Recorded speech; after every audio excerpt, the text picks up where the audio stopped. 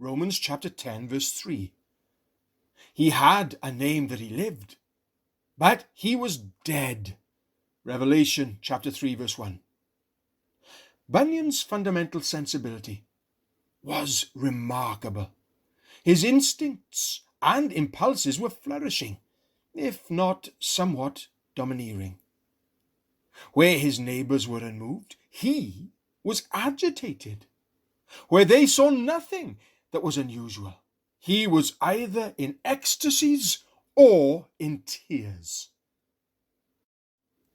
This peculiarity must be kept in mind, lest Bunyan's words and actions at this time are thought to be characteristic of all spiritual conversions, rather than exclusively to the temperament and characteristics of Bunyan himself.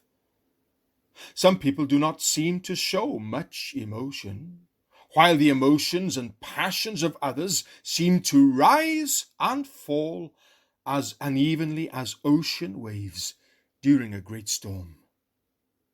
Conversion is essential to salvation, but conversion may come without our being so humiliated as to loathe ourselves like toads, as Bunyan described, and without our being so excited as to want to speak of God's love to the very crows that are sitting on the ploughed lands.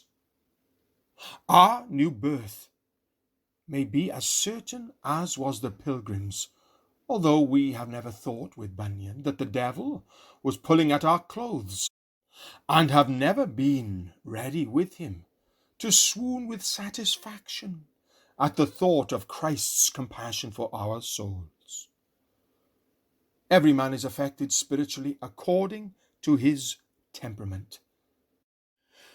Bunyan was thus affected by the great and strong wind rather than by the still small voice. And yet, the fact of his transition from death unto life was unobserved. There is no specific moment in Bunyan's life when it can be said that he was made a new creation.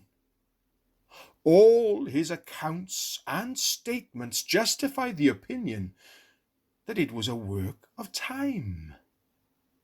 He went on believing that he was pleasing to God as well as any man in England, though having incessant regret and sorrow due to his failures in this area.